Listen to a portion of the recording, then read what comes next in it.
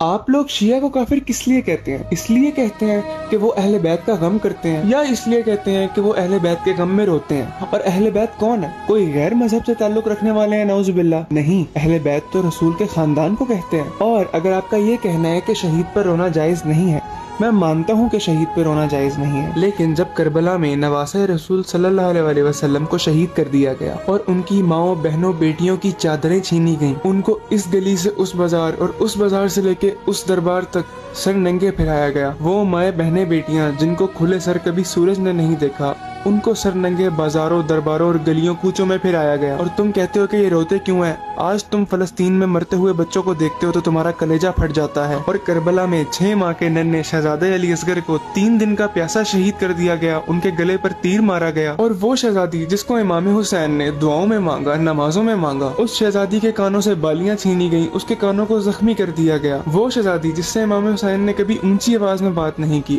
اس شہزادی کو تماچے مارے گئے۔ وہ شہزادی جو ہمیشہ امام حسین کے سینے مبارک پر سوتی تھی، اس کو زمین پر سلایا گیا، اور جب بی بی سونے کے لیے رخسار زمین پر رکھتی تھی تو ان کے زخمی کان دکھتے تھے، اور وہ رو رو کر فریاد کرتی تھی کہ بابا میرے کان دکھتے ہیں، بابا میرا اس زندان میں دم گھٹتا ہے، بابا مجھے آپ کے سینے کے بغیر نیند نہیں آتی۔ تو کیا ہمارے سینے میں پتھر ہیں جو ہم نہیں روئیں گے؟